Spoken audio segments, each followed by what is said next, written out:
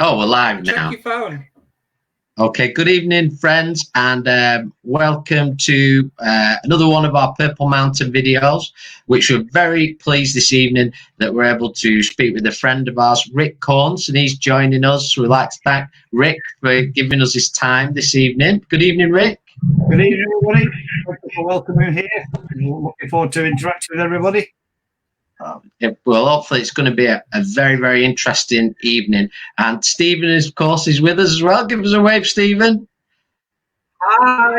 Like the Brady all Bunch. right. Okay.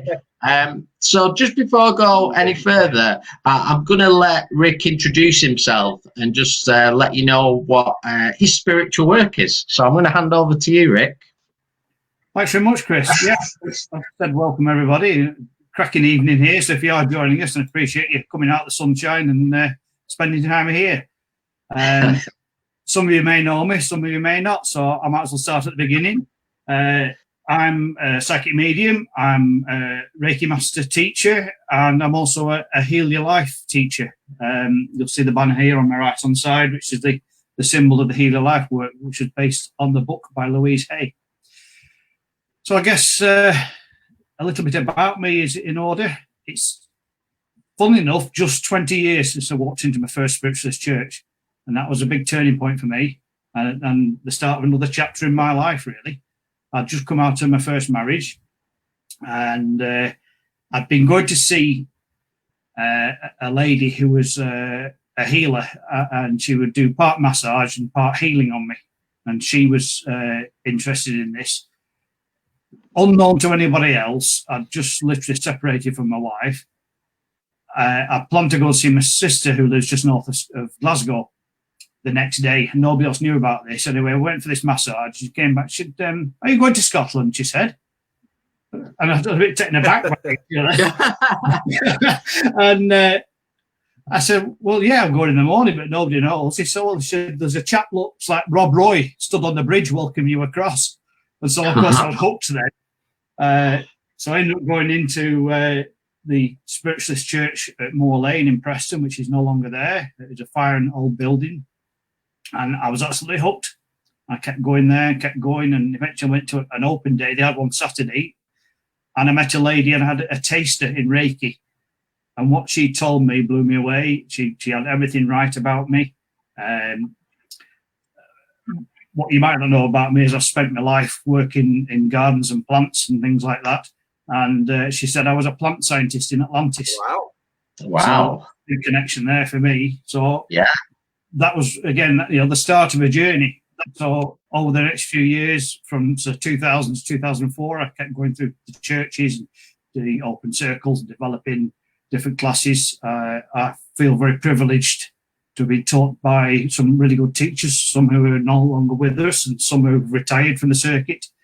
I don't know if anybody would remember Jim Rowe from Preston Church, but he was one of my first teachers. But what I found interesting looking back is I did another Reiki attunement, is my mediumship went up a notch. And it's almost like the two of them go hand in hand. And once you sort of open up and attune and get onto that path, there's nothing stopping you. Only yourself sometimes, and sometimes we're the biggest problem. We block ourselves doing it. We get in our own way. And absolutely, in your own way, then you're off down the path again. But yeah, the subconscious blocks it sometimes. So yeah, a lot of things have happened in the last 20 years. I feel very privileged to have been on this journey. I ended up with a Reiki master in 2008. In my professional life, I also qualified then as an adult trainer, basically what they used to call teaching adults. And I was teaching sort of horticulture courses, things like that. So that goes hand in hand now with the teaching I do on the spiritual side of things. On a personal side of that, the long journey is it took me through 2 divorces. My second divorce ended in 2015. What I realised at that point in 2014, I don't mind sharing this with people, I was actually alcoholic. And I look back and I had 31 years very heavy drinking. And I was just unhappy with where I was. and I was hiding behind the drink. I was still working spiritually. I was still working in open circles. I was still doing Reiki healing. But the moment I stopped drinking coincided with discovering or rediscovering this Healer Life work, because I'd done a course back in 2011. And then all of a sudden, I saw things in a completely different light. Now, I'll tell a little bit more about Louise Hay's work later on. But one of the things we teach, and you'll come across this a lot of spiritual work, is that your body is actually your messenger. It tells you what's wrong. Your emotions and your body work hand in hand. I have two or three stories to tell you, actually, with regard to these sort of symptoms, as they call it. Just before my 50th birthday, I had my tonsils out, which is quite rare for somebody of that age. I'll just tell you that as a prelude to the rest of the story. Yeah. Back in January 15, I was actually walking through Preston with £4,000 worth of hearing aids in because I was going deaf. And it was only through this work, realising that what it was, I didn't want to hear what my wife was telling me. And I've never had problems with my ears since, you know. And that made me look back at it. I wasn't speaking the truth, which is why I was having problems with my throat. I wasn't speaking my truth. I wasn't getting it out there. So I was with all these problems, you know, the throat chakra was blocked up, and so they took my tonsils out. If I'd have known this then, I'd probably still have my tonsils. You know, but the turning point there really for me was 2015. In the summer, I'd done some more of this Healer Life work, and I'd been interested in doing the teacher training a couple of years before that, but actually couldn't get on the course, and the finances weren't there, one thing and another. It just wasn't the right time. In the June of 2015, I actually injured my eye while working in a garden. I got some sap from a euphorbia, which is like a very irritating sap that gives you a rash, and I got some in my eye and ended up in Lancaster Hospital for 3 hours, having my eye irrigated. Got back home. It's a long story. I was back home. I was in bed at night with painkillers. One eye was very, very swollen, and I turned the telly on. I thought, I can't sleep. Very, very rarely did I watch telly those days, never mind in bed, but I was incapacitated. Turned the telly on about 2 minutes to 9, and a film came on at 9 o'clock. It was all about a guy called Dean Cain, who was a healer and a psychic in America, and is refusing to use his gifts, and they just kept coming back and slapping him in the face until he actually took up the job full time. I got the message. What was I not seeing? I was there with a swollen eye, and the universe is telling you that, look, you're not seeing something, so we'll draw attention to your eye. And I wasn't using my gifts. So the day after, I emailed the Healer Life people back. I said, look, you know, it's last minute, I know, because the closing date was like 3 days' time. 2 or 3 hours later, I got the reply back saying the Sun in India just cancelled. He got the last place. So it's amazing. So all this coincidence. All meant to be.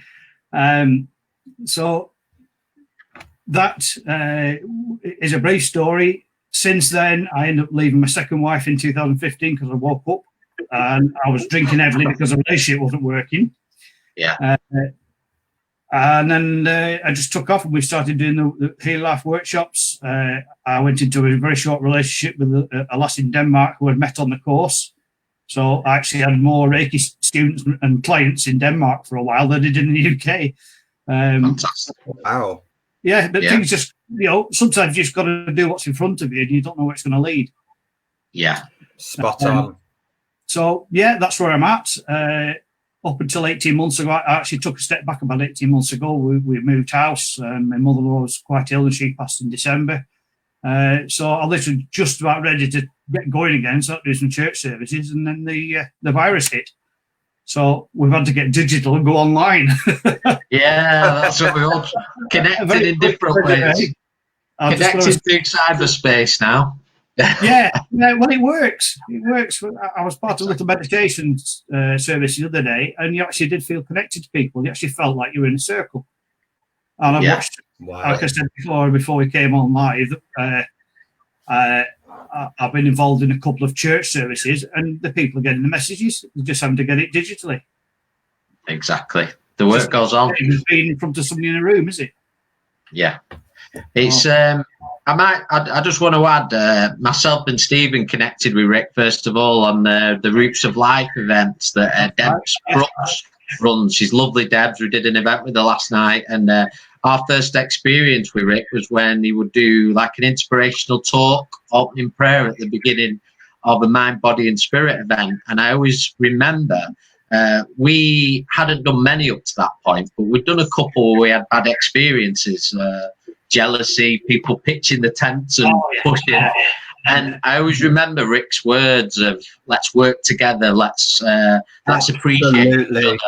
And it was, I just want to say that was very inspirational at the time. And he did several others after, and it always got everybody off to a great start. And I think it's so important to remember that we're not in competition; we're in it together.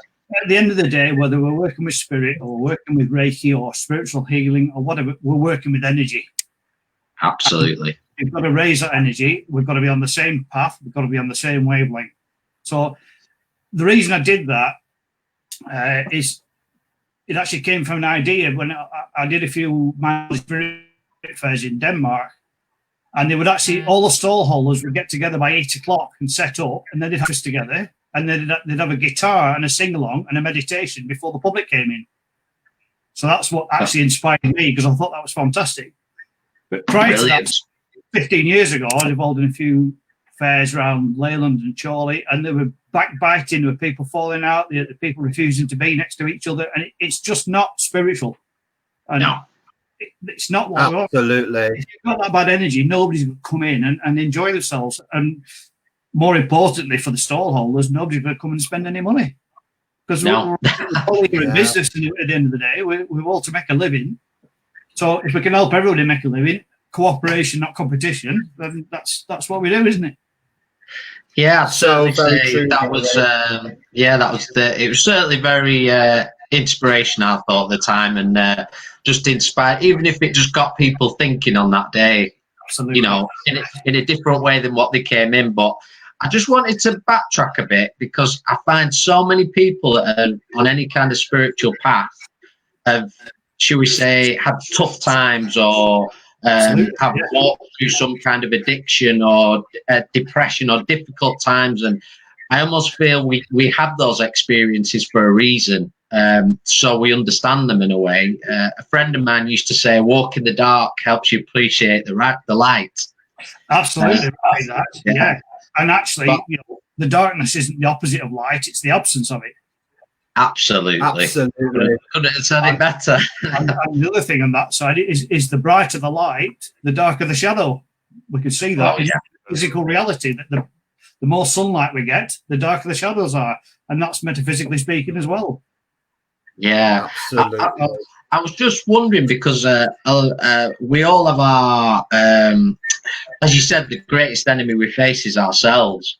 And what sort of practices have you kept up over the years to sort of keep yourself on track, so to speak? The main one I have is coffee. Oh, God. I hope my mum's watching. She'll love this. It's my only addiction these days. Well, everybody's allowed one at least, aren't they? I like to get up as early as early-ish in the morning, and have some time to myself with a cup of coffee. I will meditate. I can set the timer on my phone and meditate for 20 minutes. And again, there's different meditations. Sometimes it's just sitting in the silence and just seeing what comes to you. Different to meditating before you start working, where you want to connect with spirit.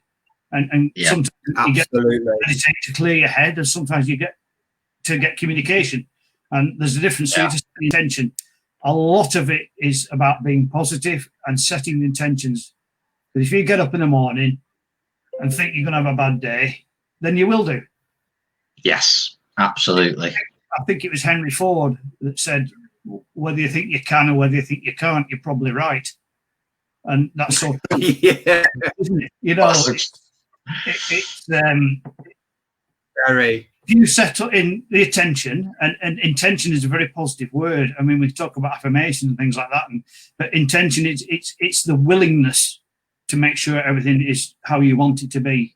And if you set that intention in the morning, you'll have a chance. You know, and humour. You need humour. Oh yes, absolutely. We have plenty of that. Martin Michael today, wasn't it? Oh yes, it was about humour. You drew a card when we did a live video. It's important to keep that upliftment and humour around.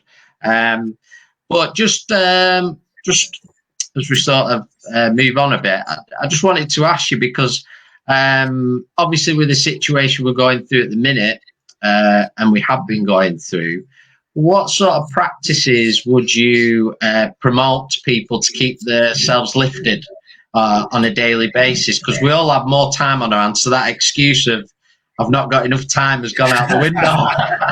And I'm talking for myself there as well. It's quite a lot of stuff like that old excuse of not having time because we've got it. You're absolutely right. Yeah. Well, I often use, obviously, the philosophy of Louise Hay, who's the one who wrote the book You Can Heal a Life, which is the workshops that I offer on that. And a lot of that is about loving yourself. Now, that might seem a little bit selfish at first. So when people say, "Oh, you have to love yourself," I like to add another word to the end of the sentence. It's love yourself first. And the analogy I'd like to use for that is you might have heard this one about being on the aeroplane with the oxygen mask on. If the oxygen mask comes on and you go help everybody else before you put your own on, you're not going to get so far. So if you put your analogy on first, you're well equipped then to go and help everybody else. And it's the same in life, because if you're in the right place, if you have that self-love and self-care, then you're in a far better place to go and help each other. And the other people who might come to you for help, or your family members. And again, I quite like these analogies and old sayings. You can't pour out of an empty jug. And that's not true. It's you've got to be right. And you can relate that to Reiki and healing as well, because people say, the energy comes through you and channels into you and it does you good as well. And I heard some years ago and a saying, and it's come back to me again recently, that when you heal, you should heal with the overflow. So you make sure you were topped up first, and then whatever spare you can give to somebody else. I like that. And it's that empty jug thing, isn't it? So you've got to be full of love and positivity and living in the light so that we can serve others. Absolutely. I think so many of us, when we're people who are really caring and compassionate, they want to so freely give, and they literally will take themselves into the ground. I know I've done it. And it's just understanding the importance of you, and the stronger you are. I always compare it to a ripple, and the stronger the ripple will be going out to everybody else. So I could really go with that. And I like these little sayings as well. I like quotes, and when they're meaningful, they're important. I don't know if you've ever heard of an author called Anthony de Mello. He wrote a few books. One was called Awareness. Well, he has a saying that the closest distance between a human and the truth is a story. And I think that's true, because people understand it. Yeah. People understand it. Absolutely. Sometimes metaphors don't always work, but if you tell somebody a story or use an illustration, then they understand it. Yeah, I think so. Again, in mediumship that works well, because you can get a situation from spirit and you have to explain it to the recipient. It's easy if you can use a metaphor or an analogy, isn't it? Yeah, I know I work well with that. Absolutely.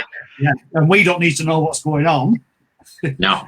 We just have to get the message out there. And if we do it in a metaphor, then it's sometimes easier for everybody to understand. They understand it, but nobody else does, and that's where we need to keep the confidentiality, isn't it? Yeah, I totally agree with that. It's for them to understand in many ways, and I think Craig, sorry. No, carry on, Stephen. Can I just mention just on a point that Rick was making before, I found very interesting about the power of intention and thought, and about, a lot of people, I think, misunderstand the spiritual, what really healing is about. It's about not just giving, but also learning to receive as well. I think we're in this society where it's all about giving, and if you take anything for yourself, you're deemed selfish. And actually, like you said before, about loving yourself is so important. It's Absolutely. the art of important because it's about giving and receiving, and that is a relationship I think we should all really try to adapt. I don't know what your thoughts on that is, Rick. I totally agree with you, Stephen. You might have heard, or a lot of the people listening might have heard of what they call duality. And obviously, everything in life has an opposite. We have yin and yang, up and down, left and right. And part of that is give and receive. And it's about balance. Yes. And it is about receiving. And receiving is something that people feel very, very awkward and difficult about, particularly if they're thinking about it in the self-love instance where I just talked about looking after yourself first. They think they're not worth it. And again, this is a lot of the work that Louise Hayes, the philosophy she uses, is that we are all worthy. We're all worth it. You know, we've got to get rid of that rubbish, that baggage that we carry with us that we're not worthy. Because we're here. We're all here for a purpose. And that purpose is to be the best version of yourself you can be. Absolutely. And the one relationship that's going to be the longest one in your life is the relationship with yourself. So you might as well make it a good one. You know, there's enough other stuff going on, isn't there? You know what I mean? So that relationship with yourself really needs to be a good one. I mean, how many people can actually look in the mirror and say, I love you, to yourself? Some people find it extremely awkward. Some can't do it. I've had people in tears in workshops because they just cannot look themselves in the eye and tell them they love them. Absolutely. Comes back to the inner child work. It comes back to emotional trauma that we might have had as a child. So a lot of this work can uncover a lot of this stuff. One of the ways I used to describe the work that I do with the Healer Life workshops is I used to describe my life as carrying this huge suitcase of emotional baggage over my shoulder and trying to get down a very narrow corridor, and it was impossible. And once I learned to let go of that baggage, that obviously you don't need it because it's all in the past. You know, once I learned to let go of that baggage, it was a lot easier to be just me. It was just easy to live life because you're not. When you start to identify. By the way, everyone, we've lost Stephen momentarily. I think he's going to be back on any minute. He's having technical issues, but I just feel that's a big part of it. We start recognizing how heavy of a load we carry. And you don't realize it. Things, you know, it could be anything from childhood to our own loops that we find ourselves in. And you start to look at the punishment we put ourselves through. Absolutely right there, Chris. Yeah. I mean, we just don't know until we look at it what crap that we're carrying from our childhood. Yeah. One of the stories in Louise Hayes' book is about a lady who, when she was 4 years old, she used to go around the dinner table eating everybody's leftovers. So they all clapped her. They thought it was sweet. Yeah. So she grew up to be a beast because she was applauded for eating. Yeah. So you just don't realise what impact that our parents and our teachers have on us in those first few years of life. Certainly up to 7, but also from up to teenage and even into your 20s. Your teachers and religion and things, they can all have a massive impact on you. And we just need to let go of that because it doesn't serve us. Yeah, it's absolutely right. I've thought about it a lot these past few months. We're like sponges at that age, and even the power of choice. Our power of choice is limited. I feel in them years. Yes. To about because we're going along with our parents or whoever our guardians are. It's about respect and trust, isn't it, Chris? There, because you know there are parents and there's teachers that we've been put in that position. We expect them to look after us, and it's not right. No, it isn't right. You know what I mean?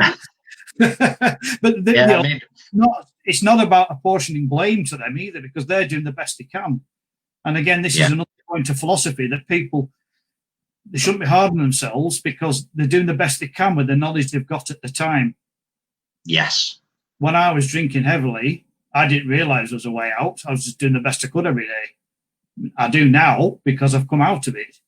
But it was this Healing Life work that actually knocked the nail on the head for me, because I realised we've just been talking about what they call conditioning. So going back to this young girl running around the tea table, eating all the leftovers and being clapped for it, that is conditioning. I was conditioned to, because whenever a guest came to our house, my dad had gone up the sideboard, there'd be gin and tonic, there'd be a can of beer. It was a reward for a hard day's work. So I was actually conditioned to drink. And that was the thing. I'd given up drinking for about 6 months and still had the craving. But once I had that realization, it was like a light bulb moment. And in fact, I actually wrote an article on this and I had it published in Kindred Spirit in 2017. It was a massive light bulb moment because I was conditioned to drink. And once I realized that, I never craved it since. Yeah, I can understand that completely, and even down to the way somebody would say, well, every time I eat my dinner, I have a glass of wine with it, and it's a conditioning, and it's breaking that conditioning, which can be very difficult, to be fair. And actually, what sometimes it is, it's camouflage what is really going on, and you're hiding behind it. So absolutely, into this the emotional baggage that we're carrying, and just loosen it up and let it go. And a lot of these workshops are about that. And I've seen people change overnight sometimes when they got rid of all their emotional baggage.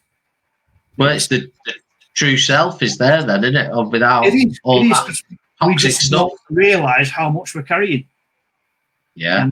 And, again, you might have heard that saying that, do people think the cup's half full or half empty? Well, mine's refillable. Yeah. It doesn't matter where it is, whether it's full or empty, it's refillable because I can fill it up with good intentions, And it's a lot of it is how you look at life and setting these positive intentions. And you can always change the situation around. You can always bring some fun and light and laughter into it, no matter what situation it is. There's always another day, and there's always light at the end of the tunnel. That's very positive. Very positive. I'm going to hand over to the now returning Stephen Hemingway. He went into the universe for a few moments, but he's returned to us. And I will add, if anybody's got any questions they would like to ask Ric, please post them on the comments. Feel free. So I'm going to hand back to Stephen.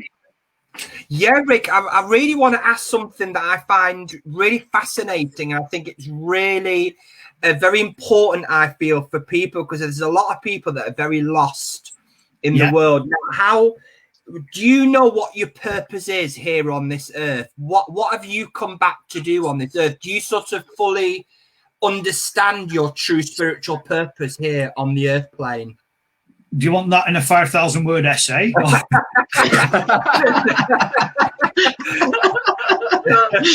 love your sense of humour. My primary purpose here is to make people laugh. That's always important.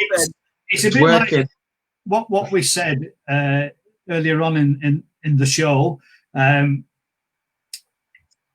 to hold the light, and we've to be a guide for people, because Christ, sorry, funny how things slip into you. You might be with me. I don't know. No, we've had worse on our interviews so far, so you've not done bad. You're all right. There's certainly times in my life I could have wished for somebody who was a mentor or somebody to look up to, or to guide me on the path and say, well, this is the best way to do it, and that's the best way to do it. Yes, there was people at the churches and things like that, but again, maybe we have to sort of suffer to learn our lessons. Maybe life is, I think life, it's not a circle, or it's not a straight line. I think it's definitely a spiral, and things come around for us again and again until we learn lessons, but not only coming around, but they're actually going in a spiral. So each time we go, one revolution is actually going a bit deeper. Some people liken it to peeling the layers off the onion. Each time you peel a layer off, you're getting a bit closer into the real you. And obviously, peeling a layer off an onion can bring tears, and this work can often bring tears, but that's a release. But so back to your question, really, Stephen.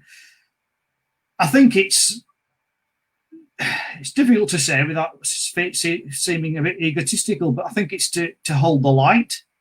A lot of egotistical at all, that, Ric. Light workers. it's a little bit like you were saying about the start of the MBS fair.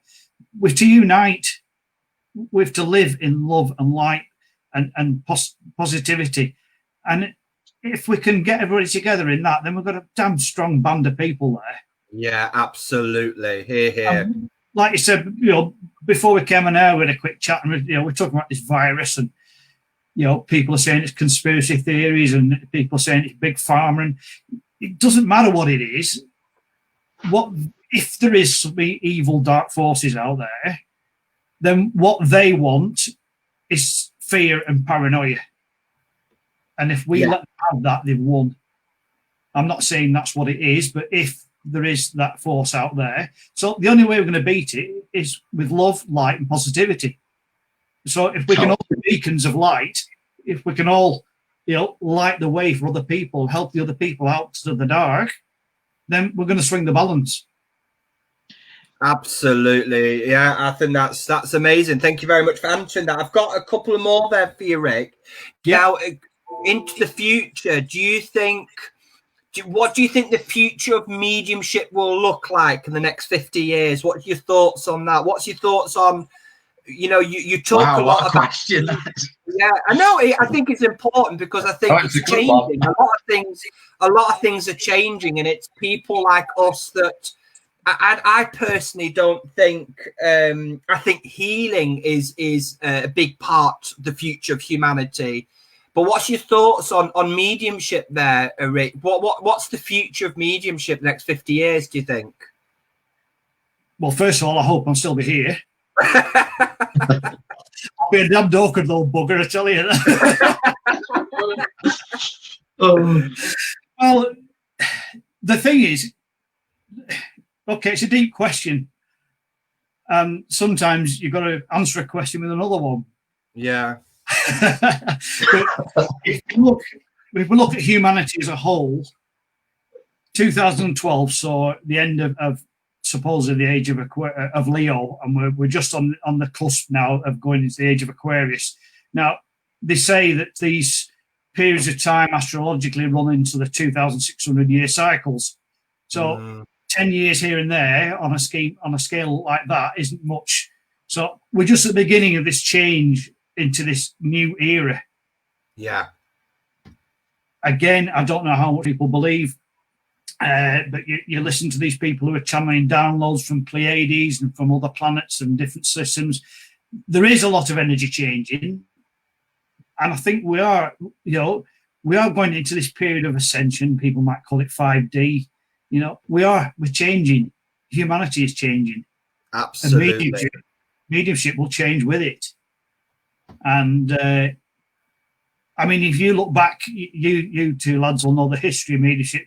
100 years ago, we used to sit in a box in the dark with a red light. Very true. On Zoom, you know what I mean? So we should do it on a Friday night, Chris. Of course you do, yeah. On it now and again. But it wasn't a spiritualist church. It was a seance, and it was all done undercover and in the back streets, so to speak, wasn't it? And and then we had the Fox sisters, and the tapping in the walls, things like that, which with the advent of spiritualism. So it's come a long way in 100 years or 150 years.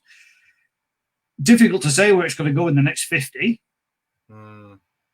I mean, obviously, I mentioned before, I've had been part of two services recently. One was at the Arthur Conan Doyle Centre in Edinburgh, and they had over 100 people on Zoom, and there's a limit of 100 people. So there was literally 4 screens full of people listening to a divine service, and another one from Essex the other night I was part of, and there was 86 on that. And they said, we're getting more people here than what we're doing in a church, because a lot of churches struggle to get 30, 40 people. That's very true, that. But they're doing it for free. So it's not going to keep the church and the centres open. But I think, again, without getting into politics, they're going to have to ease the lockdown. But like every other trade, there's going to have to be some sort of restrictions on how many people you have in a room and things like that. So the churches and centres, I think, will have to change and adapt. but the basic mediumship is probably going to be still the same. It's just that we'll be using a different modality, like this, StreamYard and Zoom and things like that. I've got some of the Healer Life courses which I'm just about to put out on Zoom, and I've just next week I'm starting a psychic development class with a few people, and that's going to be on Zoom. There's people from Norfolk coming into that one. Wow, amazing! That enable more people to Yeah. actually interact, won't it? Because you know what it's like running a centre. You get a wet night and people don't turn up. Very, very true.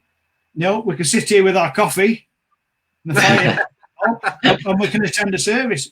We just have to work out a way of making a living from it. Yeah, that's the challenge.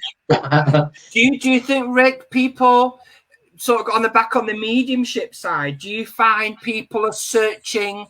I mean, the traditional mediumship is very bluntly proving the survival of the spirit. But do you find people, as the people are awakening, they're searching for more self-development, healing, knowledge, wisdom? Do you find that in your own experience? Yes, yeah, I do. I find that people are not just getting on the path, they're jumping on the path and running down it. I remember, like I said, 20 years ago when I got into it, the lady that stood pointing me in the direction of this spiritualist church, she said, spirituality is like a dripping tap. I said, it just comes on you slowly. I said, yes, and I want to jump in the bath. And people are jumping in the bath. They're going into astrology, they're going into crystals, they're going into healing, they're going into churches. They can't get enough of it because it's giving them some answers. And it's given them some reassurance. And yes, like you said, the traditional way was proving. We've all been taught and worked with CERT, haven't we? Communicator, evidence, reason for the message, and the title. Yeah. Now, some people, and I won't mention the organisation, they train people the wrong way, and they spend far too long giving evidence and giving them daffodils and March the 25th. And that's evidence, but you've got to believe to be in the church in the first place. Yeah. Far too much emphasis on evidence and not enough getting the message through to people. And again, that same organisation seemed to frown on people calling themselves psychic. Now, it's the same thing. When you're psychic, you pick up messages, you pick up things like that. Spirits put it there in the first place. People say your imagination. Spirit, use your imagination. Absolutely. Totally. To communicate, because that's the tool we've got. The third eye, your imagination. When you get messages in your head, it's your imagination that you're using. So people actually don't take any notice of what they're getting because they think it's just their imagination. So I think, or I hope, is that we'll get far more messages which are of use and are pertinent, and they will be exactly what the recipient wants to hear, not just dates and Uncle John's come through and he was wearing a top hat, Absolutely, Rick. And I think what will happen I feel that the spiritual movement, I mean, not getting into politics here, the movement is splitting through the modern spiritualism, the incorporation of angel cards, crystals, Reiki, the whole spectrum. There's so massive. I mean, sound therapy, shamanic healing. And I think I sort of in sadness look on to churches and centers that aren't evolving enough will end up falling to the wayside because the modern spirit is an evolution and we've got to evolve as well. Absolutely right. I mean, you two lads will know this. You go around the church, or you have been doing it until recently, go around the churches.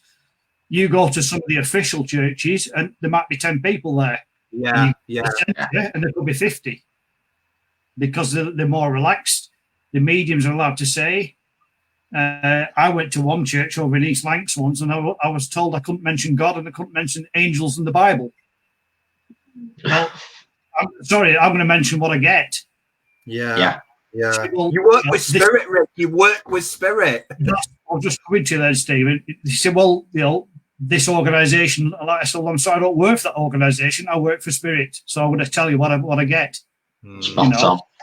And sorry, we've got to stand up for Spirit sometimes, haven't we? I mean, there's that song, isn't that hymn they sing, stand up for Spirit. Well, that's what we're going to do. Your favourite, Stephen. Oh, you love that one. Do you want to give us a rendition, Stephen? No, I won't. Everybody would love that. So have you mentioned Louise Hay yet? Are we coming to that now, Chris? It'd be lovely, Rick, if you could talk a little bit about, well, for anybody that doesn't know who Louise Hay is.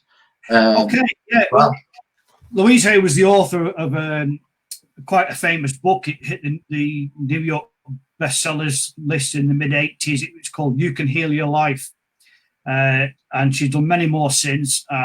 She went on to actually found the Hay House Publishing Company. So she brought a lot of spiritual and self-help authors to the forefront. But she started off really, she had a very abusive background as a young child. She went through a bad marriage and she ended up with cancer, and she cured herself of cancer with diet and positive thinking. What she did, her church was the Church of New Thought, which is now called the Center for Spiritual Living in America. And they were very open spiritual churches. She actually studied a lot of the old texts. So a lot of this healing life philosophy actually goes back to ancient Greek. It goes back, to the ancient masters and ancient texts, even older than that, some of it. And a lot of this is really what a lot of religion has been trying to hide from us. But we'll go into that subject for another point, another time. Yeah. What I realised when she was counselling people and helping them heal is that people were coming to her with similar symptoms and similar causes. So she ended up making a list of all these causes for her own good, and somebody suggested she publish it. And it was a little booklet called Heal Your Body. So, for instance, as I mentioned before, if somebody's got problems with their throat, it's because they're not speaking the truth. Yeah. I mean, we've all heard the saying that you're feeling a bit blue, because really blue is your throat chakra. And if you're not speaking it out, if you feel a bit down, that can be reflected in your aura. But also physical symptoms, like if somebody has problems with their knees or the feet, it's about not being able to move forward in life when you're feeling stuck. If you have problems with your lower back, you're not supported. You feel you're feeling like the universe doesn't support you, so to speak. You've got bad shoulders or the upper back. You're carrying a lot of weight to responsibility. So, like I said earlier on, your body and your emotions are giving you messages as to what's, your body's telling you what's wrong with your emotions sometimes. Yeah. So that part of the work. So she developed this thing, and then she went on to publish this book, You Can Heal a Life, and it hit the New York bestsellers list, and she ended going on and on, getting people working for her. Then she was invited to work with a group of people with AIDS in the 80s, and she started this thing in a front room with 6 people. The next week was 15, the next week was 30, and within a week or two she had 300 people, and then she hired a football stadium, and then they had about 3,000 place, and it became what they called the hayride. And she was just helping all these people who were suffering in fear, because back in the 80s nobody knew what AIDS was. It's a bit like this coronavirus is now, and she got on some of the big talk shows, and it just pushed her right into the the public eye. And this book has stood the test of time. It's still on the bestsellers list. It's a lot of philosophy in it. I consider it quite ancient. I've got a few written down, actually. If you don't mind me just reading a few out. No, of course not. And a lot of these are what we might call universal law anyway, because what we give out, we get back. Well, that's absolutely right, isn't it? People might get back. But it's actually universal law. It's physics, isn't it? Is for every action, there's an equal and opposite reaction. So you can't expect to go and do something to somebody and not get something back, whether it's good or bad. So what we put out there is what we're going to get back. And again, another point is what we believe about ourselves becomes true for us. Because a big part of her teaching is that our thoughts, what we think up here, creates our reality. Absolutely. So, to simplify that, if I was to get up and turn the light switch off over there, that's an action. But to start that action, I'd have to think about it first. So the process is we think something, we create an action, and that action makes our reality.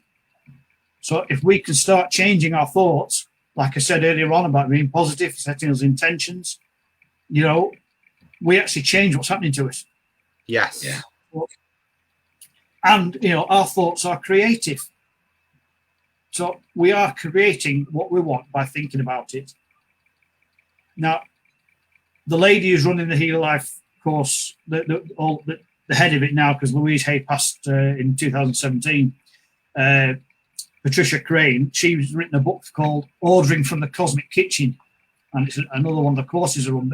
She said you treat the universe like a restaurant. So you look down the menu, decide what you want, and then you put your order in. So I was saying earlier on about setting intentions. We can be positive and we ask what we want and we focus on it. And when we focus on something, then that's when it comes back to us. So, like I said earlier, if we get up and think, oh, it's a lousy day today, it's pissing down, it's going to be crap all day, then you're going to have a crap day. Yeah, absolutely. And, we are worth it. We hold so many people in high esteem, celebrities and things like that, but we are worth it. We're here. We're all equal. We all deserve to be loved. We all deserve of everything that comes to us. And a lot of the time, we don't think we are worth it, which is why we end up with a negative aspect. And one of the keys to making changes in your life, when you do find yourself thinking these negative thoughts, is you've got to love and accept yourself. And one of Louise Hay's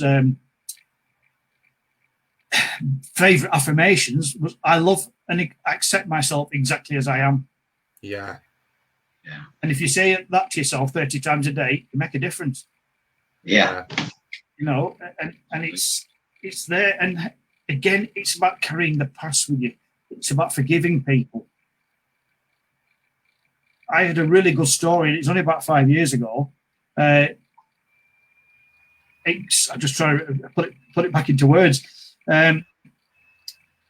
Somebody had said something hurtful to somebody, and then you realise after about 5 or 6 hours, he's holding on to this resentment.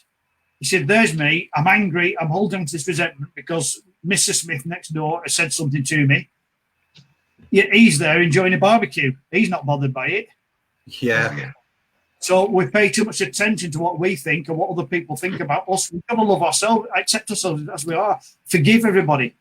Now, forgiveness is for yourself. It's not for anybody else. It doesn't mean it's right. It doesn't mean that what the person who wronged you, you're not saying that what they did was right. It's you're forgiving because you're holding on to that resentment. And by forgiving yourself and forgiving others, letting go of that resentment. And resentment, there's 4 things that can cause illness: resentment, fear, anger, and grief. And if we can learn to let go of those, we can be a lot more healthy. Yeah. And, it's quite deep, but it's quite simple at the same time. And one of Louise's other sayings, forgiveness opens the doorway to love.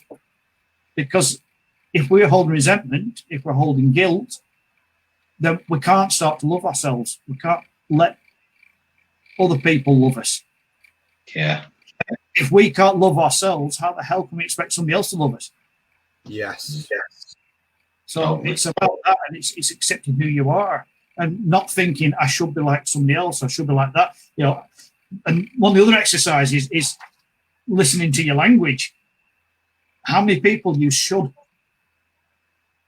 If we replace every time we have a sentence, I should lose weight, or I should go shopping, or I should be doing this. First of all, you're implying that you're guilty for not doing it. Okay, so if we get rid of that language and we replace should with could, I could go shopping, I could lose weight, then you can ask yourself, well, why don't you? Yeah. Doesn't it? Yeah, absolutely. Yeah. So So yeah, there's some powerful stuff in the Louise Hay philosophy. A lot of it is, I think I mentioned affirmations brief, and an affirmation is a little saying you can write down and say to yourself, and you've got to be positive, personal, and in the present tense. How many people go through their lives saying, I'm going to be rich one day? And while you say that, all it's making, you're giving the instruction to the universe that one day you're going to be rich. Not now. It's saying one day I'm going to be rich, so it's always in the future. If you say, I am rich, thank you, and express gratitude and be grateful, and you're in that positive mindset, then you welcome those things in that you want. So Yeah. it's it's a lot about, like I said before, it's intention and being in the right frame of mind and being positive. But letting go of this baggage, letting go of other people and the behaviour of other people that we think they expect of us. You know, we've all been brought up, but you shouldn't do that, you shouldn't do that. Your parents telling you this. You know, it's the same with success and you know, I just mentioned money and wealth there. And how many people were told by their parents that money doesn't grow on trees? A lot. Well, how negative is that? Yeah. Louise Hay says money is an ocean. And if you stand by that ocean of abundance, all that wealth and success there is in that ocean. You stand on the seashore, looking at that ocean. Are you going to go into it with a thimble, a bucket, or a pipeline? Because the ocean is endless supply. So we need to change our attitude, don't we? Yeah. It's just so simple, isn't it, Rick? If you think about it, it's so simple. It is, yeah, very, very simple. So another little story which I like, and this sums up the Healing Life work. If you just allow me to read this out, it's only about 3 paragraphs.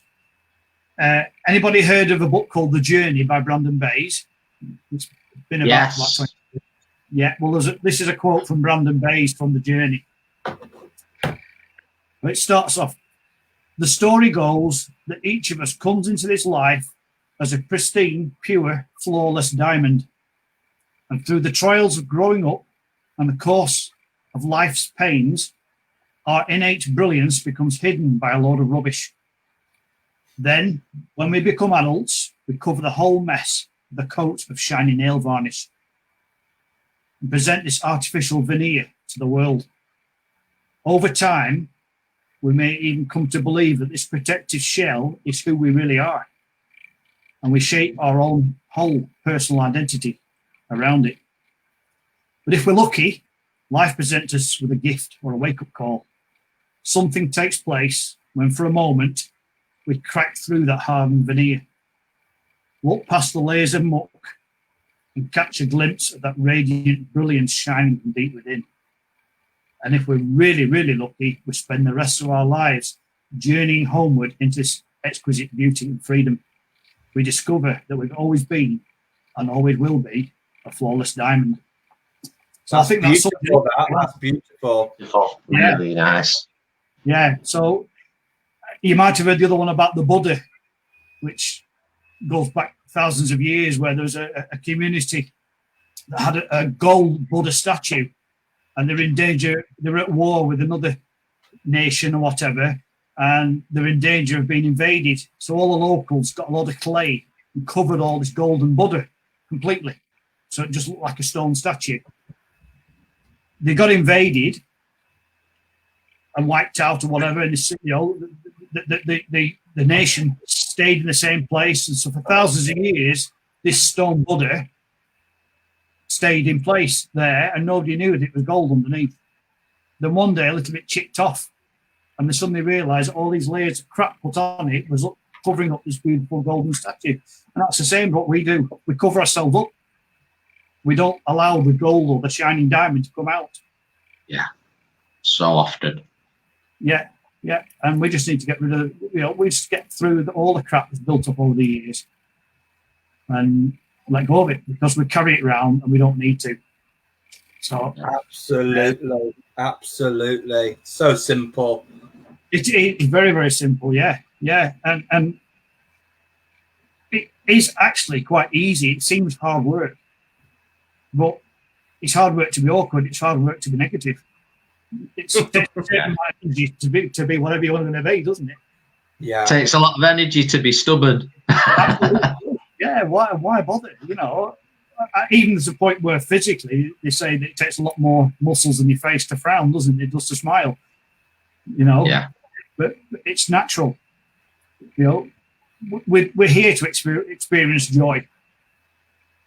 So back to your first question, Stephen. Yeah, mediumship in the future, we're going to spread joy and love. Oh, brilliant. Oh. I've got a couple of questions from people. No problem. This one's from Mandy. Can you see? Yes. Good addiction. Okay, Mandy. I remember meeting you actually at Purple Mountain. Spiritualism certainly helped. The question is, was it through spiritualism that cured your addiction? Well, we can see that on the screen. I was already spiritual. I was already practicing Reiki, and I was already doing open circles and giving messages to people. But I was just drinking heavily because I was in a bad place. I think spiritualism certainly helped because it's the philosophy and the way of life. I'd been to AA, I'd been for counselling, CBT, and all this other stuff, but none of it really, really cracked that craving I had. It was through sheer willpower that I stopped in the first place. But it was the understanding of this Louise Hay Healing Life philosophy that not cured me, that made me realise that this addiction was caused, one, by unhappiness, and two, by the fact I was conditioned to drink. And, you know, a lot of people, they're brought up that drink is the answer to everything. You know, like I said before, it's like a reward for hard day's work, or it's the social thing to do. It's the recognised thing to do. And what, again, I'm full of stories. What really set me off at that point, I was actually looking for something. I'd been sober for about 4 or 5 months. I was reaching up into a top cupboard in the kitchen, and I found a little glass. It was a porch glass that I had when I was 12 years old.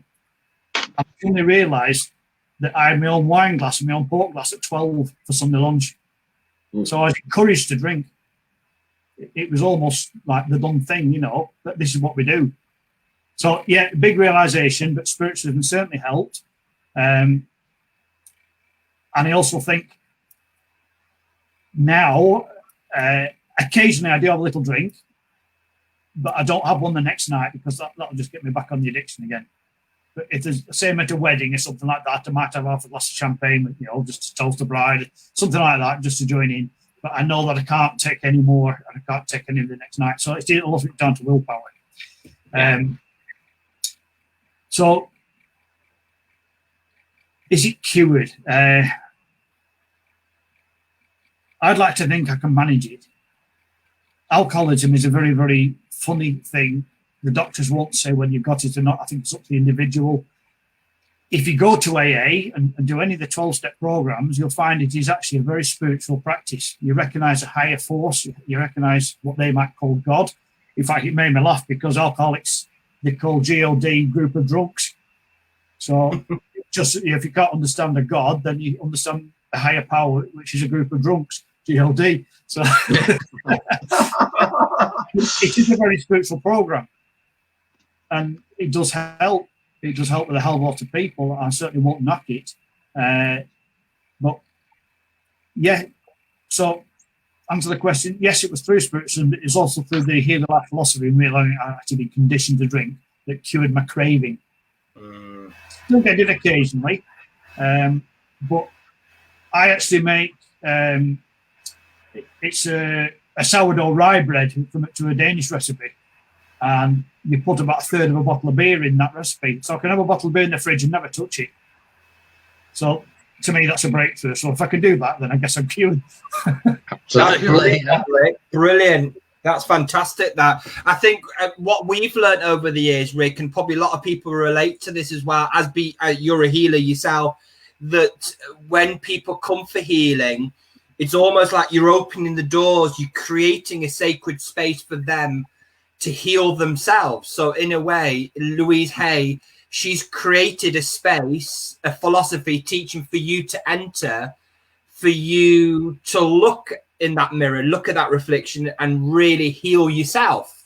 And I mean, that's Absolutely. the power of healing, isn't it? And actually, the knock-on effect from that, Stephen, is that when you change, you actually affect the people around you. It's Absolutely. A bit like, you know, if you look at the all the entrepreneurs like Branson and Tony Robbins and, you know, all the very successful people, their advice, when you look at it, is if you vibrate at the 7 people that you spend the most time with. So if you're spending time with negative people, then you're going to resonate as a negative thing. If you spend your time with higher people who vibrate a bit higher, then you're going to automatically lift. So if you can lift yourself, then everybody around you changes. And once you start to accept yourself, you suddenly find there's a change in your work relationships, there's a change in your family. So the kind of philosophy that Louise Hay talks about is that we're healing the world one person at a time. Yeah. And every one person that changes, there could be 20 affected by that. So yes, you're opening the door. As you said, they come into the church, they come in for healing. It's definitely an open door, and it's the gate that leads to the path, which leads to inner development, isn't it?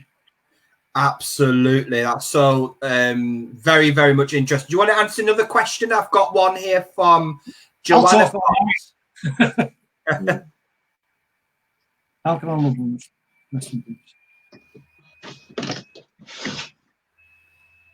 Okay, Jaban. Well, first of all, in the spirit world, however you want to call it, whether you want to call it heaven or the spirit world or the afterlife, whatever resonates with you, is that all there is up there is unconditional love. So they don't know any suffering, but they also know that we come here with a path, and part of our journey, part of our soul's journey, our soul contract, as you might say, is to actually go through that suffering to heal. And if we never have any suffering, we never actually make any progress. So I think spirit will be aware of this and help us best they can on that path, because they know that it's for our better good, for our ascension of our consciousness, that will get us up past that point where we're not suffering.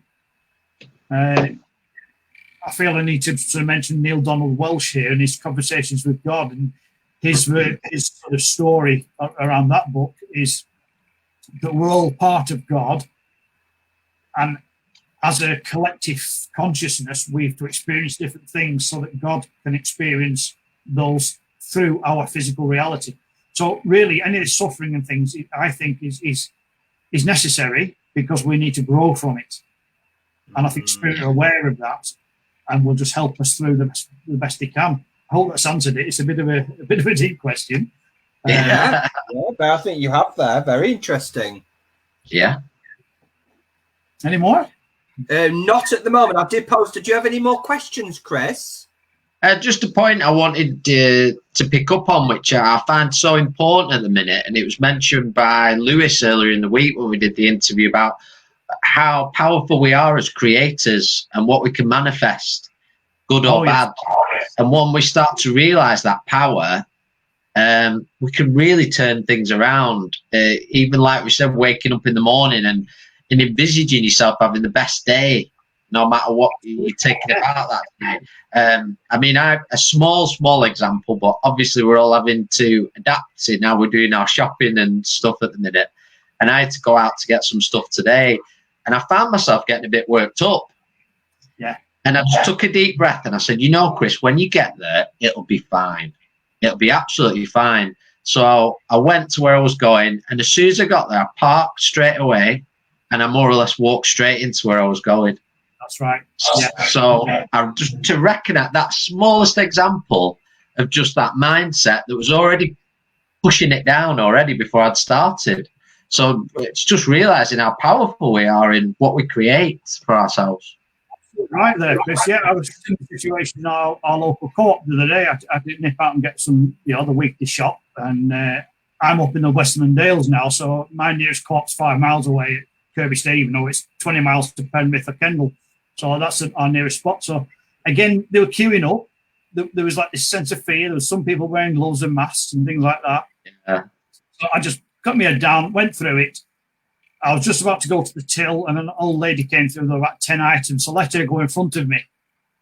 By the time I got to the car park, she proposed to me. Which I found, but just that little bit of kindness and helping it through, and you know, it made me smile. It made me laugh for a few days actually. So it's. I think that's the word in it. You know, it's like going into the car park and imagining a car park space for yourself, setting the intention. So yeah, Stephen's better at that than me. Am I? Yeah, you got the parking angels on your side. I've got positive thoughts, and wherever I go, the Spirit will guide me. But it's one of the big positives. I've found this certainly in our town here in Fleetwood and surrounding areas, that people are being so nice to each other, and I find as many people leaving shops are thanking the shop assistant before they leave, and I thought, when did that ever happen? And that's how it should be. Kindness and respect. You're not there to serve me, you're doing your job, and we're going to all get along and be kind, and it's been a real positive I've took out of this experience. It's been nice to see. It's almost been a recent. Yeah. You know, it's almost like we've gone back to the 50s where people had manners and you know, they queued up in orderly in shops, and you know, and whatever. Okay, Marie's got a question here. Yeah. Can I take on too much suffering learning to grow? I think the answer to that one, Marie, is there is a saying which I believe in, that the universe will only give you what you can cope with, and most people are actually stronger than they think.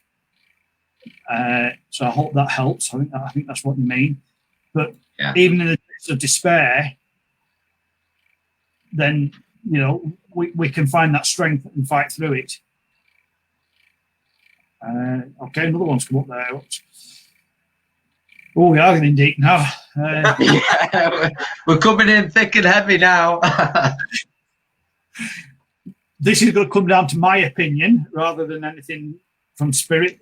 I presume you mean, Jennifer, that when murderers or people who've done evil things go to the spirit world, yes, they'll just get pure goodness and love. I believe that we have a contract. Our soul has a contract before we come down here, and that is to experience certain things. Now, some people say we come to experience any of the cardinal sins, such as greed or hate or whatever, and some people come to have an easy life. They might choose a lifetime where they have everything on a plate, and they have, you know, what we would call a day off or a week off. They'd have a lifetime off. So, in my opinion, and I don't want to upset anybody with this, but people like Hitler or people who are murderers, then there's some agreement there between the people that they've taken the lives off and themselves, in that they've got to, somewhere in that family group or in that group, there's got to be some suffering that people have got to go through and grow through. It's a bit of a difficult one to answer, really, that. But I think that's my opinion. It's some people say, how can we choose to come and do that? But it's actually for the conscious collective of everybody. We're all here, we're all one being, we're all part of the universe, we're all part of that beating heart of the universe. And sometimes that heart misses a beat, and sometimes it skips a beat.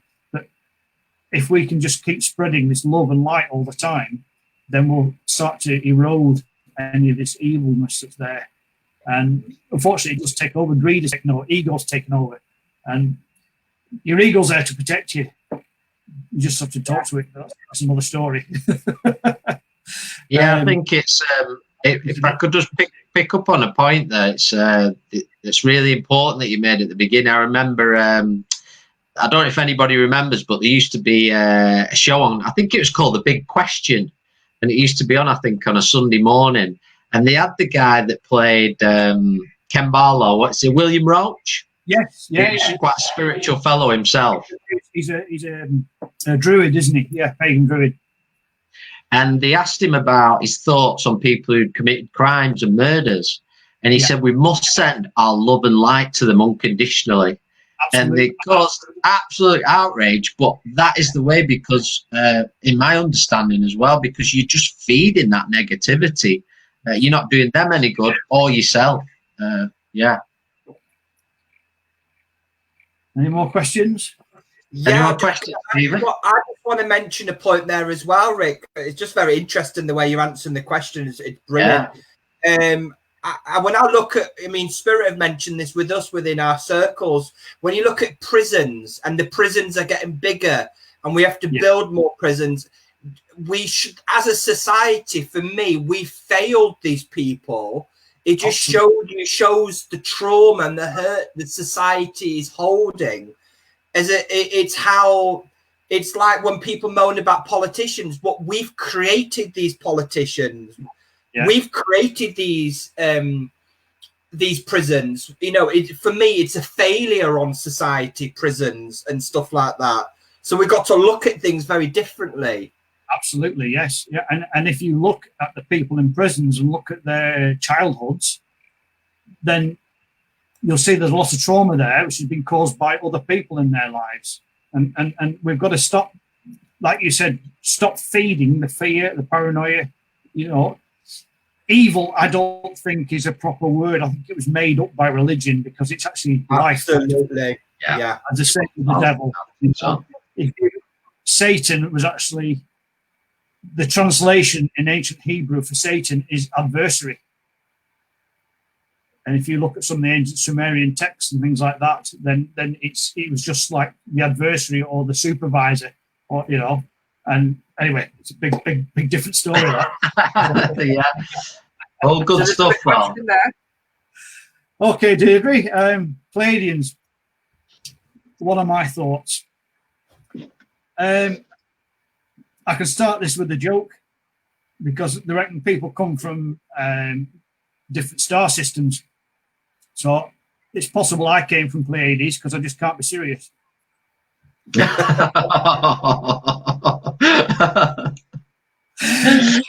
This one of the stories, and again, this is all down to personal interpretation and what feels right for you. Anything that people tell you, anything you read, is, if it resonates with you, then it's your truth. So what I might say might be a complete fairy tale to somebody else. Yeah. I've done a lot of reading over the years. The story goes, Earth was an experiment, and it was populated by people or souls from various different star systems, who came for the sole purpose, that's S-O-L-E, the sole purpose of experiencing a physical reality. Because like spirit is just, I like to imagine spirit as little vortexes of energy, like a Tasmanian devil. You know, spirit is energy. And I think a lot of the life forms are out in the universe are energy forms of different sorts of stuff we just can't imagine, because it's not been in our reality. So they've come here to experience the physical. Various different connotations of that story, that the reptilian race, the draconians, were they enslaved the humans and inbred with them and all sorts. But again, that's a long thing. But yeah, Pleiadians, Syrians, from Pleiades and Sirius, I think there's 2 or 3 other galaxies or star systems or whatever you want to call it. I think some of us originally have come from there, and the soul probably goes back there. In the blink of an eye, a human lifetime is nothing to somebody, to another being from another dimension. So it might be us. Say we might go to Spain for a week's holiday, they might come to Earth for a lifetime. It's an experience. So I don't really know the characteristics or traits of Pleiades and Sirius and things like that.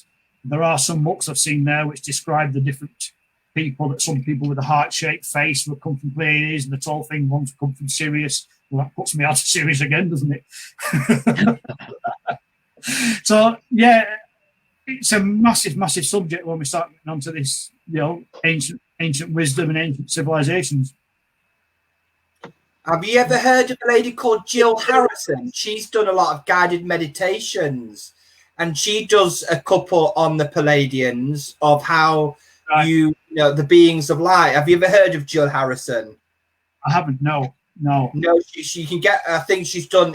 For me, I've really resonated with some of her guided meditations, and there's a fantastic one about Archangel Michael, how you can try to connect with the Palladian, sort of their energy and the light workers and stuff. It's really good. If anybody's interested, her name's Jill Harrison. It's Jill Harrison, and I think apparently she's a local lady. Actually, she's from Brown Chorley. I'm not 100% sure on that. Right.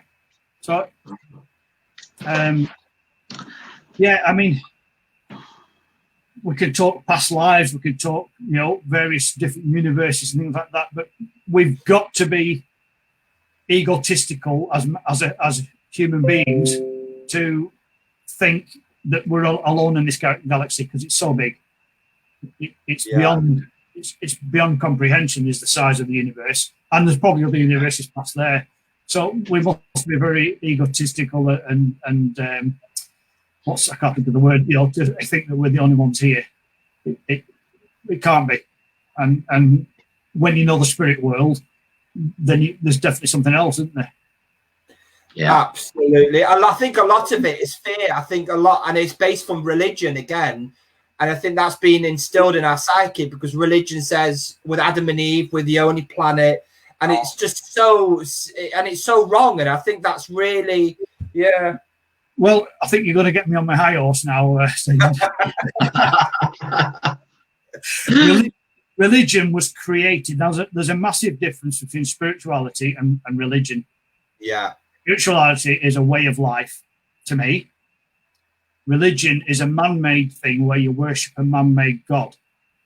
And it was actually created at the Council of Nicaea in 300 AD. And what happened, obviously, before Christ, let's talk very basic terms here because we haven't got it all night. Before Christ, there was paganism, which was worshipping the local deities, basically. And you had Norse paganism, you had the Celts, you had the Hindus, and everybody worshipped the local gods, because that's what they believed in. And again, I'll talk very, very briefly and simplistically here. After Christ passed, his disciples carried on Christianity, and they all went their ways, preaching different aspects, their version. So we end up with 12 different versions of Christianity. But it was gaining popularity. The one God was gaining popularity. At the same time, the Roman Empire was coming to its height. And I think it was Emperor Constantine, I'm not sure of the historic details, he called the Council of Nicaea. So he called all the leading religions together, all the Roman emperors and all those people, and they had a discussion over several days, and they founded the Roman Catholic Church with the whole idea that they were controlling the masses, because they realized Christianity was actually overtaking the Roman rule. So religion, really, Christianity, shall I say, and I'm not knocking Christianity, it was created to control the masses. So you get through to the Middle Ages where the church is dominating the poor, controlling them. And what they've done for 2,000 years is put the fear of God in people, where they should be putting the love of God. Absolutely. Here. Whether you believe in God is not a white-bearded man sat on a cloud watching you scratch your groin, you know what I mean? It's not. It's an all-encompassing force. It's the universe. Whatever you want to believe it in, it's not one individual person who's the father of everything. Yes, he's the creator. Whatever you believe in is up to you. But that same creator, because you look at all the other holy books, the Quran and the other texts, they've all had a flood. They've all had a Messiah, and the stories are so similar. Yeah. We need to take it out of it what we want. But religion is about controlling the masses, to me. If you don't come to church and pray on a Sunday, put some money in the collection box, your crops will fail. And to the uneducated people of the Middle Ages, they conformed. Yeah. I'm sorry, I've got off my box now. No, I think a lot of people can relate to that. Yeah, it's so Yeah, it's a massive subject when we get into ancient civilizations and religions and things like that. But to me, spirituality is the way you live your life. It's leading a spiritual life where you're giving out love and light, you're kind to people, and you're being good in everything you do, for want of a better word. And religion is actually a control. They tell you what to believe, they tell you what to sing, what hymns, and they preach to you. And if, even to the point where they frighten people into going into confession. If you've done something wrong, sorry, apologise, forgive yourself, move on. You don't need to go and tell somebody else about it. Yeah, absolutely. So, like you said, we'll just go with the flow and see where the conversation takes us. So there's another question here about Stenson Hall. That's the Arthur Findlay College. No, I've not been. I may go at some point. I think they turn out some good mediums and they have some good courses and some fantastic people work there. I know a lot of people who've been there and studied there, but personally I haven't been. I think that's probably just the rebel in me. I do think. Any more questions? Any more questions? Yeah, there's a question from Sylvia, but Sylvia O'Neill, I know you missed part of the beginning. Rick does talk about how he got into his journey, so he's not going to mention it again because there's some other questions coming up. So if you can, try to rewatch the beginning, Sylvia. Thank you. So this question is for Marie there. Yeah. Okay, rescue teamwork.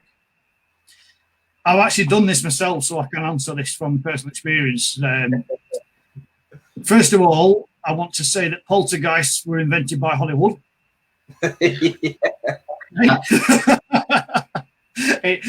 It's a term that's come into use through the films. Yes, spirit do get trapped, they do lose the way, and they do end up needing some help to get back to the light. What I would like to distinguish here is the difference between a ghost and a trapped spirit. To me, a ghost is a bit like a recording on a videotape where you can keep playing the same thing back.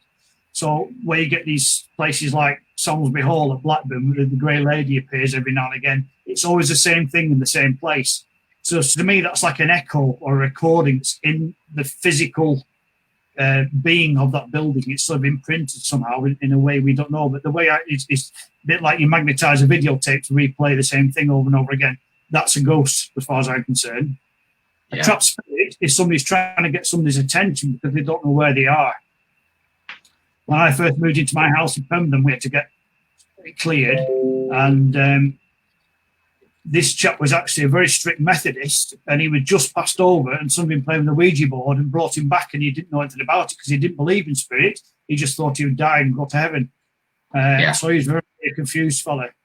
I've had cases in an old farmhouse where the young son was, I don't know what the proper, mentally challenged, and he was goaded and teased, and eventually the older brothers and the father had actually almost helped him top himself, or a prank that went wrong, and the mother never knew what happened. So there was two things going on in that farmhouse. In the barn was a very horrible cold silence where this young lad had killed himself, and the mother was sort of, the spirit of the mother was sat in a rocking chair in the kitchen waiting for him to come home.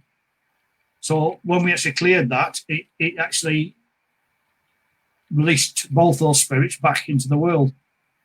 I did another one in Chorley, which was actually a hairdresser's salon, and that used to be a Coleman's house, and the chap he'd lost his wife previously, but he was a very Victorian chap, and he was very uncomfortable because he wasn't used to female company, and he wouldn't talk to any of the females without his wife being there, even though it's his spirit that was trapped in the house. Of course, being a hairdresser's salon now, he was uncomfortable because he's in female company, and he won't speak to anybody because he was brought up not to speak to females without his wife being there. Yeah, there's lots of episodes like that. Really, I should have documented all these and written the book. Hindsight's exact science, isn't it? So, yes, disturbances, what people might call poltergeists, things falling off the wall, light bulbs blowing, sounds. I think it's just spirit trying to get their attention that they're there and they need some help. It might just be also one of your loved ones who's trying to get your attention and you're not listening. Yeah. So again, I hope that helps. So we've got another one here from Jennifer here, Rick. We've got another one here from Jennifer. Basically, Jennifer, to answer this one, is what the theme of this talk's really been about. To get peace in the world, we've got to spread it. We've got to start with ourselves. Yeah. We've got to hold the beacon. We've got to hold the light, fly the flag for peace.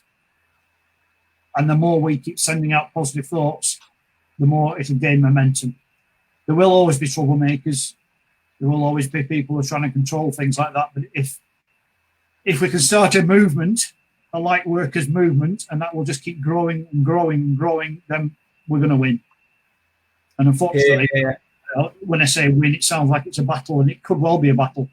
But if you look at every single story, whether it's Greek mythology or whether it's Star Wars, it's always about the triumph of good over evil. And that's commonly known as the hero's journey, which Joseph Campbell identified. And every successful story, every successful book and movie has this triumph of good over evil. So we've got to make our story the best we can. Totally. Yeah. I was going to ask you, Rick, what's your thoughts on Atlantis? Because you mentioned it earlier on. Just out of curiosity, what's your thoughts on that? I won't go back until I've got my trunks on.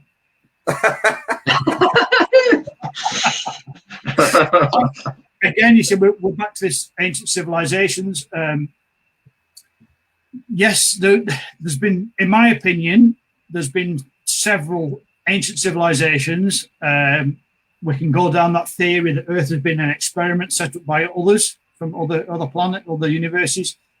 What I believe is that these ancient civilizations, Atlantis was one of them, and they're still not sure where it was. The other ones was Lemuria, and before that was Mu, M-U. I don't know if anybody's ever heard of that one. But it's over a period of maybe 70,000 years, they built up a civilization which was based on love and light and giving and being of service. Yeah. And eventually, being humans, the ego and domination and greed slowly took over. And so the people who were overseeing this experiment withdrew their support. And I think these civilizations, they have far more technology than what we've got today. And we've yet to reinvent it, we've yet to rediscover it. If you think how the pyramids were built, how many tons of stone are in there? They must have had some levitation of some sort. So, yeah, I think it's been there. And I think the ascension got to a point where it started descending in those civilizations, and so they ended. There's also various theories alongside that about ice ages, about comets hitting the Earth. I mean, if you imagine a comet plummeting into the ocean, which weighed several thousand or several million tons, it would cause a flood. And it could easily, if a burning comet hit us while we're in the ice age, it could then create a big vapor dome over us, which is where maybe this Atlantis being in a dome underwater came from. It might just be a cloud of water vapor. Now that it may well have stopped the ultraviolet rays, because if you look at some of the Old Testament stories, people lived 1,000 years or several hundred years. And so if this water vapor is there, stopping us aging, then it leads some credence to it. We can go on forever and ever, can't we? We don't know. One question leads to another 1,000. Always, it's never ending. So I think what we'll do a couple more questions. So this one's for Marie Marsden. Are there bad spirits? Well, Marie, I think people can be naughty. I like that. When spirit come back to us, they obviously portray who they were on the earth plane. So if somebody was full of mischief while they were living here, then they're going to come back with some mischief just to prove who they are. I don't like to believe there's anything malevolent. I think there's people who are disturbed and trapped and frightened. I think there's some spirits there who are trapped and living in fear because they don't know where they are. A lot of the time, they have this human belief that they're very with them when they pass, and they haven't just quite passed over there. They're still in sort of rehab in a way. And so I think, I'd like to think, I'll rephrase that, I'd like to think that spirits or malevolence or anything like that is actually confusion, fear and paranoia and people who are trapped, spirit who is trapped and not gone over to the light yet. That's brilliant answer, that. And we're going to do our last question by Sylvia O'Neill.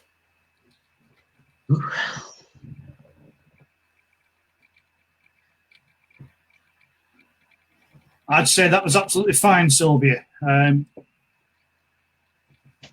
If you can control yourself, you know, if you're getting a bit panicky and things like that, then you do whatever you feel is right for you. If that's the Lord's Prayer, that's fine. What I will say, saying the Lord's Prayer is setting an intention. When we pray, it's the same as asking for something. It's the same as saying, please protect me. It's giving out a good thought and saying, you know, look, I'm here. I need a bit of protection. Come and look after me, and Spirit will do that. So it doesn't matter what the words are, it's the intention behind it. And again, the Lord's Prayer is quite an old thing, and there's been various translations of it over time. And each of those bits of the Lord's Prayer can actually be broken down into separate little stories and separate little meanings.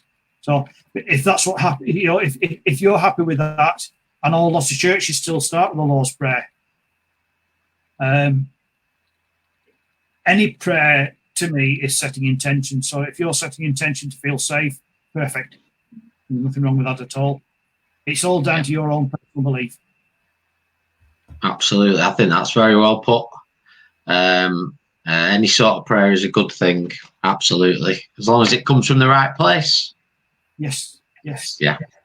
Okay. Is there any more questions, Stephen? I think we're... No, I think we're going to leave the questions. Yeah. Do you want to ask any more, Chris? Anything else?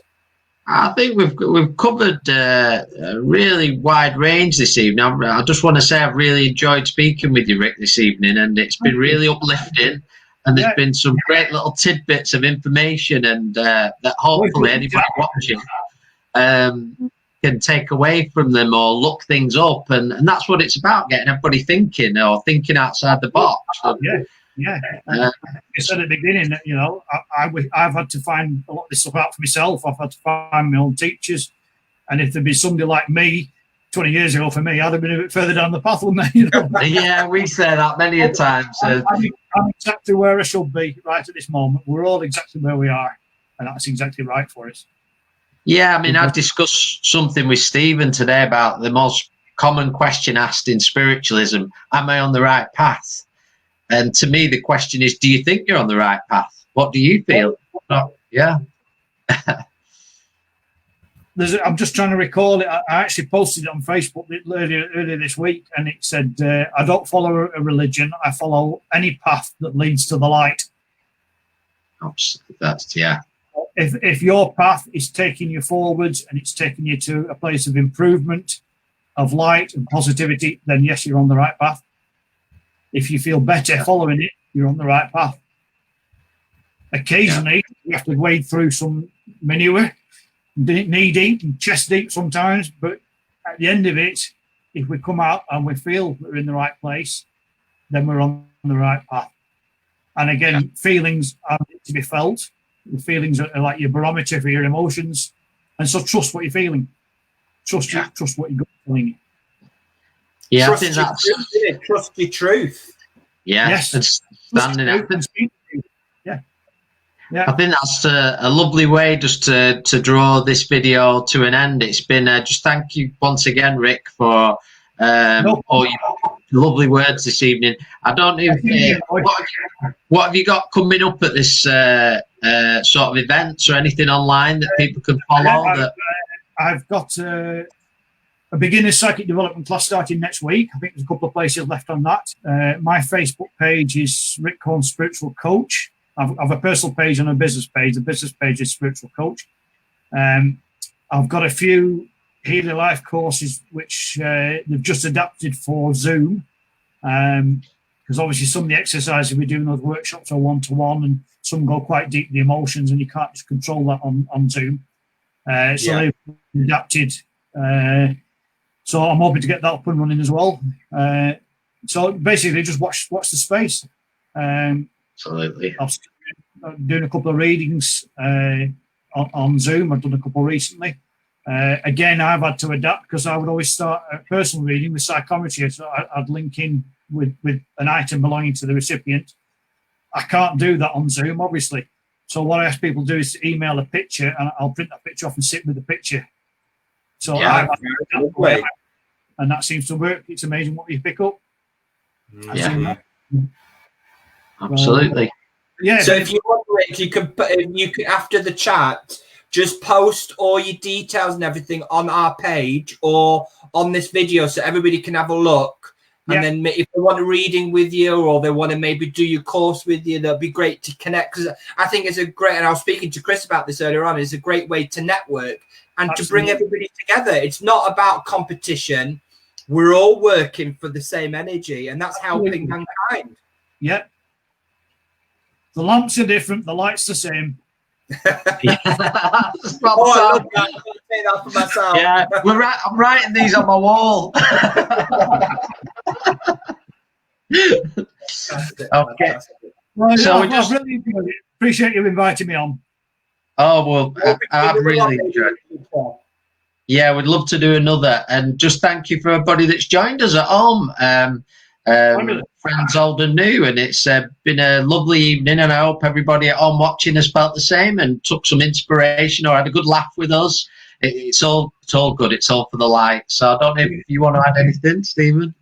Well, my partner said when we've been doing videos, he said we should finish off with a little saying, and I want to leave with walk in light, be the light, and send the light, everybody. So that's for me, from the Purple Mountain, and from Rick. Good night and God bless. Thank you. God bless everyone. Thank you. Okay.